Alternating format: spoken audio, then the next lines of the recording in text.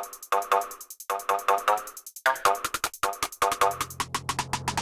right, so we're here with Gonzales. How you doing tonight? Doing fabulous. How are you, Boom? I'm doing well. How you feeling? Man, I'm feeling blessed. I feel happy, and yeah, just kind of chugging along. I feel beautiful. Feel good. Well, let's just jump right into it. Okay. So, a lot of people know you, but some people don't. Tell us a little bit about Gonzales. Wow. Well, I'm a Colorado native, actually, and I moved back home from Los Angeles about 5 years ago. And I'm now the front woman for Peach Street Revival. Mm-hmm. And just been kind of putting out music and music videos, and staying true to the arts and crafts during this crazy time. Beautiful. But yeah, so. Have you always been a singer? I think so. Yeah, I had a lot of experiences early on, kind of pointing me in that direction, bringing me down that path. So I think when I originally left school, I thought the big thing was to kind of please everyone and be a nurse and, you know, go down the path that other people wanted me to go down. And then there came a point where I just couldn't deny it, and really knew that music was my passion and singing was something that I wanted to do.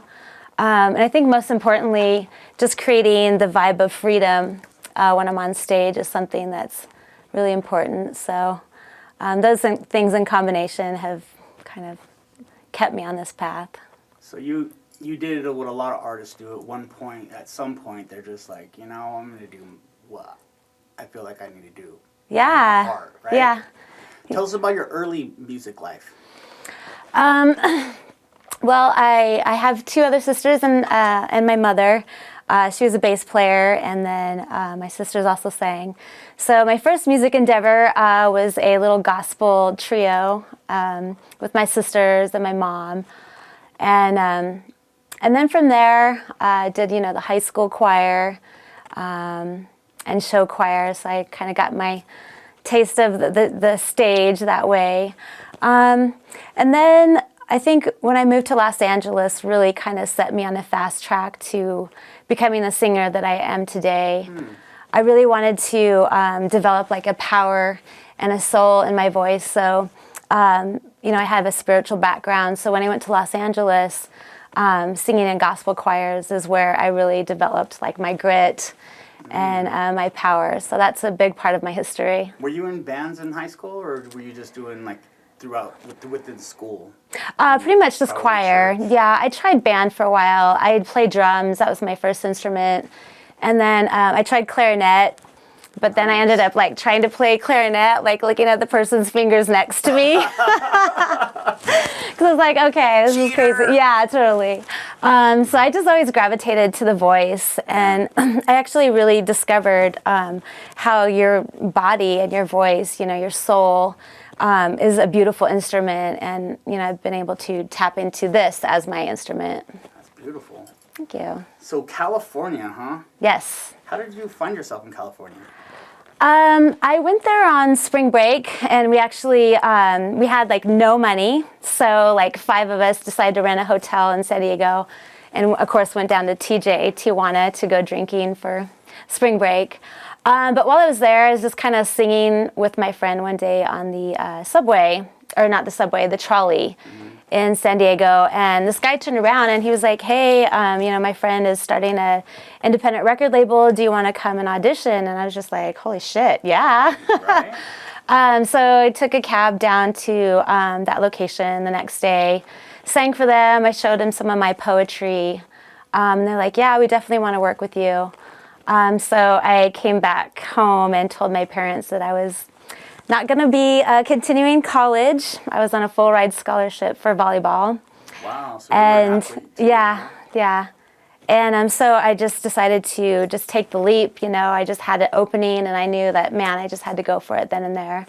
So yeah. You had already developed your voice at that point? Did you have like a mentor or somebody to really kind of guide you in that process? I think it was studying artists that really inspired me more than any class I was taking. I really loved Mary J. Blige. I thought her voice was amazing. She just like lit my heart on fire. She's money. Yeah. She's money. Whitney Houston. Oh, yeah. I started singing the national anthem a lot because that was something that I could really do that was powerful. So Whitney Houston, her famous performance of the national anthem, I learned that note for note. Right. And there's that one note towards the end that's like, you either hit it or you don't. oh yeah. How was that? Do you feel like there's a little bit of anxiety when that note comes, or because some people it's easy, but like yeah, when I do it, it's a little scary. I don't know. I think you just practice it enough where you find it in your instruments. You know when that note's coming, you know your energy has to go right there. Wow. And that's how you achieve that energy. More than talk to Roseanne Barr about that. Yeah, she needs some pointers. She is her own queen in her own right. So yeah, I don't touch that. Yeah, she did her thing to the national anthem. We'll talk about that at a different interview. Yeah, commercial break. So you're in California, and then you did you got on with the new record label, and then what happened after that? Then I started. I became friends with a good friend at a radio station in San Diego. And on the weekends, they would have DJs come down from LA that would do EDM or house shows. So my friend would invite me down during those DJ sessions and, just introduce me as a vocalist. So I started going up to Los Angeles and working with a lot of DJs, recording vocals on their tracks. So, my first trip to LA was it was like I was in Emerald City. We got there at night and driving down the 101, through downtown. I was just this is my next step. Yeah, that is where it's at, man. Yeah. There's a lot of action there. So then at some point you wound up coming back to Colorado? Yeah, I had a good run in Los Angeles. As a solo artist, I released 4 albums. While you were still in California? Yes, yeah, through that time. And I finished my last project, and then I just felt a calling to come home. My mom had gotten lymphoma, and I was just like, man, I think it's time I go home. And I felt like a chapter had closed for me in Los Angeles. Right. And I thought I would maybe be here for about a year and then move to Nashville. Because they have kind of an interesting rock situation going on in Nashville with the Black Keys and Jack White, setting up camp there. But yeah, then I came here and I started to really get introduced to the local music scene here, wearing my local jam shirt that we performed at. Right.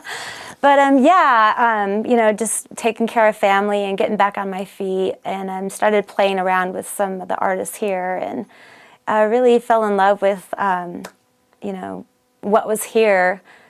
Los Angeles was great as a recording artist and to develop, but it's hard to perform as much as I needed to become a good performer on stage.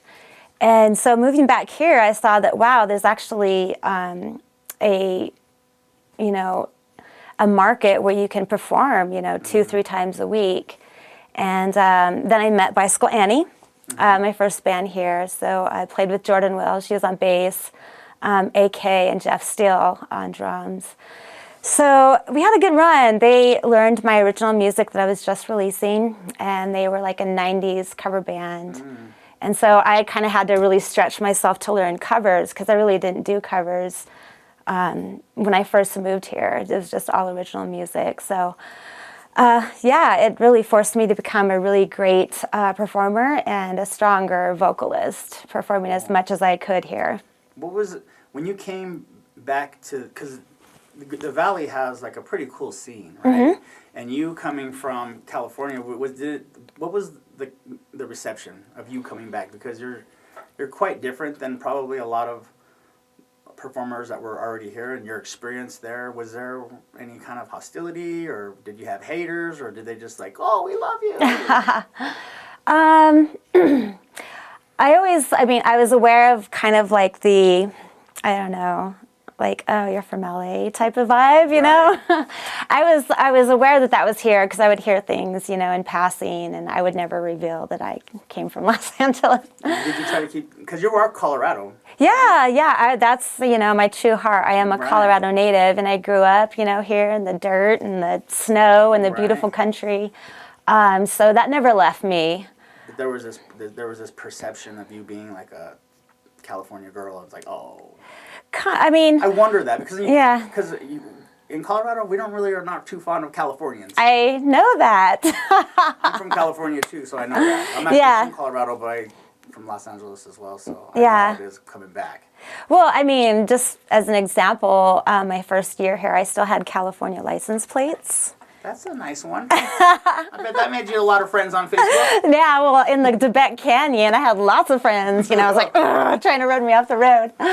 But no, I think hopefully I never experienced any like weird hostility like that. And, you know, I didn't let that be my first card that I'd throw on the table either. You know, my first thing was I'm a Colorado native. And, you know, I did spend the last good half of my year in Los Angeles, you know, becoming an artist. And I was really excited to just kind of put what I had learned, you know, as a professional, the music business that I learned, and put everything that I had gained in Los Angeles. I was really excited to implement that to this next step of being able to perform so much. So, yeah. One thing that people sometimes ask or wonder about, I'm sure, is Gonzales. Like, why did you choose to go by that?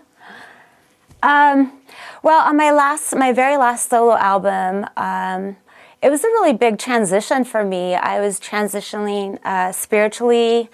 I always love remaking myself, so I was transitioning the way I looked.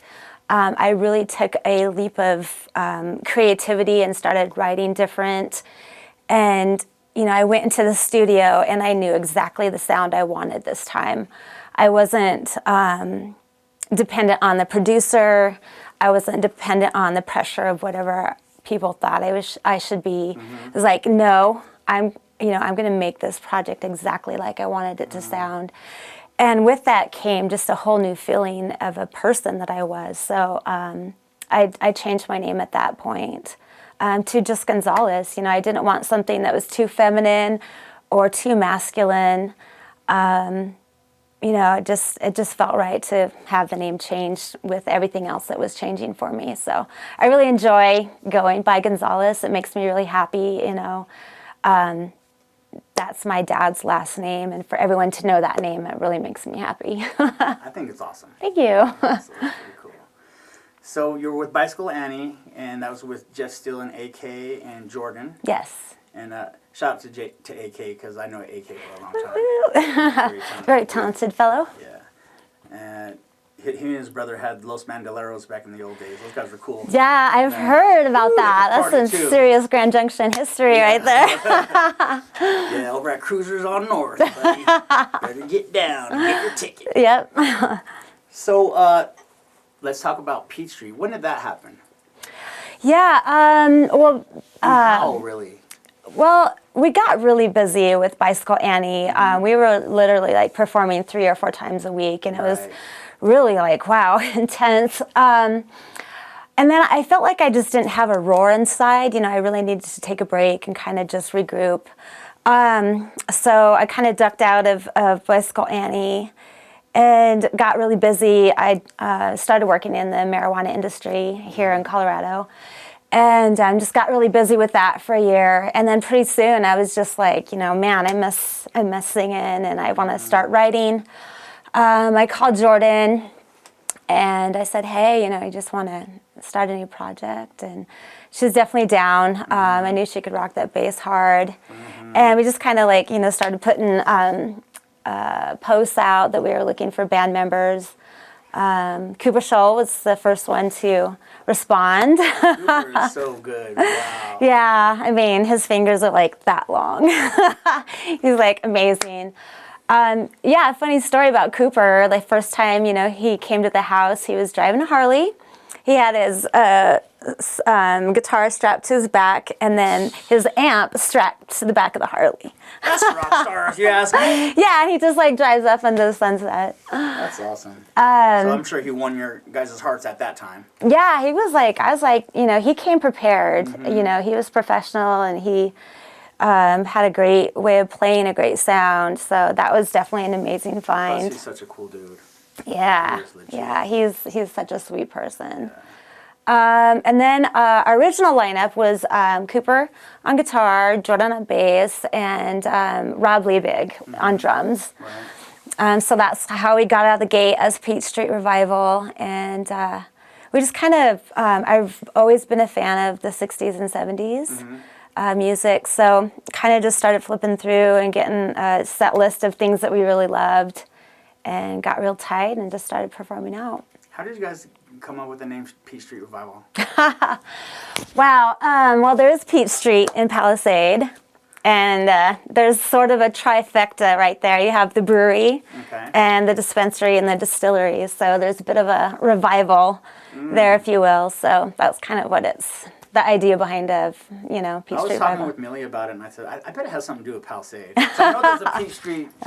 In my mind, I was like, they were hanging out, and they were just saw each other from across the room at the brewery. Like, hey, you! Start a band. Yeah, totally. Well, we're here right now. Let's call it Peach Street. Yeah.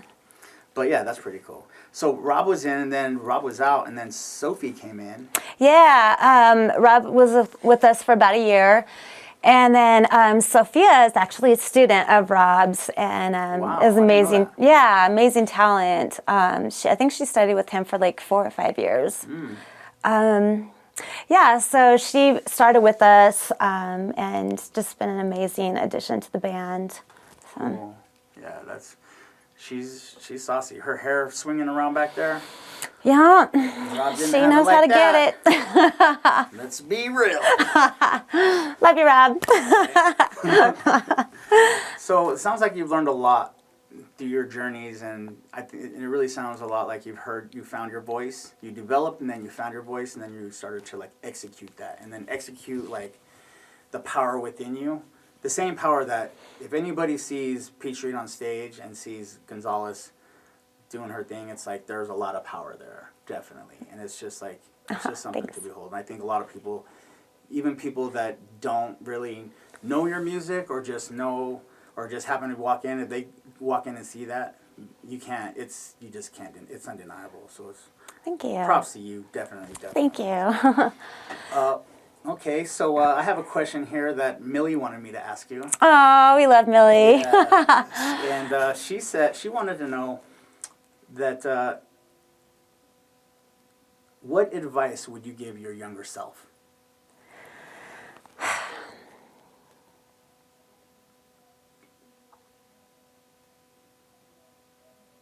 Don't waste an hour, a minute, a day tearing yourself down. Don't do it. Because, man, you look back and you're like, what was I thinking? Like, you know, just carpe diem every moment, every opportunity you have. That's awesome. Love yourself. Wow. I think I'm just still in awe with like the journey and like your ability to through all the things that you've learned, and then at some point saying, you know what, I'm not going to rely on the producers. I'm not going to rely on the people who like might have been in the game longer than me or older people. I'm going to say, you know what, I'm going to stay true to myself and say, I want it to sound like this, and I'm going to do it this way, and it's got to be that way because I have this vision. And it's the same type of strength you had probably as a young person when you said, you know, I'm going to follow my dreams of being an artist. Because you know, it's like starving artist, it's hard to make money. Like, you do it for love, right? Yeah, and you really have to settle that, you know. If you're doing it for the wrong reasons, you're not going to do it for long. Yeah, your intentions definitely have to be in line, right? Yeah, it just has to be that burning fire, you know, in you. And yeah, you know, there's some days where you're just like, oh, I'm so tired of this, or like, you know, people are just trying to like, you know, roadblock you and things like that. And you're like, oh, this is not worth it. But I mean, when you get up the next morning, you're like, nope, boots back on, let's go for it. I love it. I love it. Yeah, totally. So what's next for Peach Street? Wow. Well, we've had an interesting year. We've been able to release new music all through 2020, which has been a blessing right before COVID and the apocalypse hit. Right. We were about to release our very first 5-song EP of original music.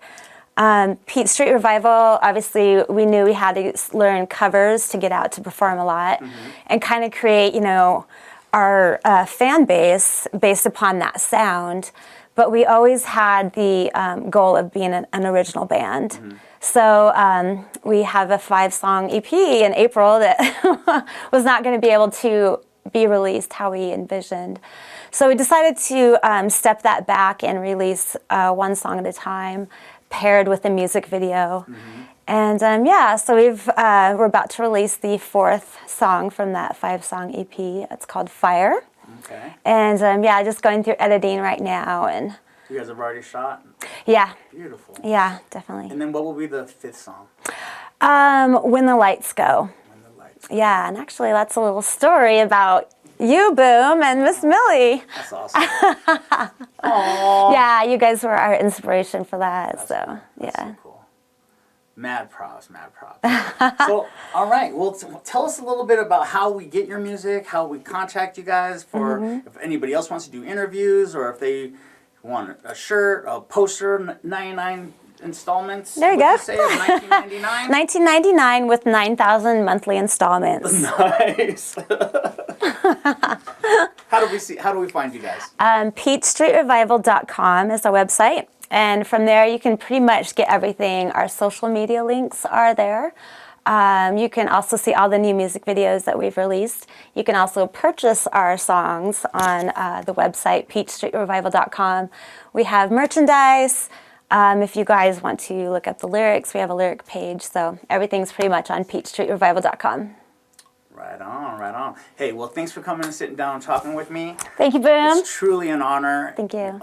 We all look so forward to like everything that you guys are doing next, and we just are just keeping our fingers crossed that this COVID thing kind of does its thing, so we can get back into the live venues Amen. and start seeing some music. Yeah. And get back to our lives the way that we love it. So with all the freedom, and I love that because you are a true freedom fighter. This is Gonzales.